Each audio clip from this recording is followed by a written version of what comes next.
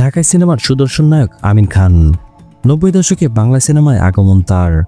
Action আর romantic hero হিসেবে খ্যাতি রয়েছে অভিনেতার। দীর্ঘ ক্যারিয়ারে অসংখ্য ব্যবসা সফল সিনেমা উপহার দিয়েছেন এই নায়ক। তবে এখন সিনেমা থেকে অনেকটাই দূরে আছেন তিনি। এদিকে নিজের 10 বছরের ছেলেকে নিয়ে পর্দায় ফিরছেন আমিন খান, যেখানে উঠে আসবে বাবা ছেলের 10 লাখ টাকার খুনসুটি। যদিও এই রহস্য জানতে প্রয়োজন সামান্য একটু অপেক্ষার। জানা গেছে সম্প্রতি ছেলেকে নিয়ে একটি বিজ্ঞাপন অংশ নেবেন আমিন খান, যে বিজ্ঞাপনটি খুব শীঘ্রই বিভিন্ন টিভি চ্যানেলে দেখা যাবে।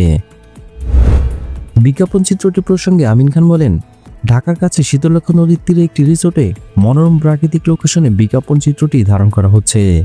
খুব শীঘ্রই দেশের প্রায় সব টিভি চ্যানেলে প্রচার করা হবে এই বিজ্ঞাপন চিত্র। বিজ্ঞাপনটি নির্মিত হয়েছে একটি ক্যাম্পেইনকে হাইলাইট করেই। আশা করি পূর্বের মতোই দর্শকরা আমাদের গ্রহণ করবে। ভিডিও ভালো লাগলে অবশ্যই লাইক দিয়ে যাবেন। পরবর্তী ভিডিওগুলোর জন্য অবশ্যই চ্যানেলটি সাবস্ক্রাইব করবেন।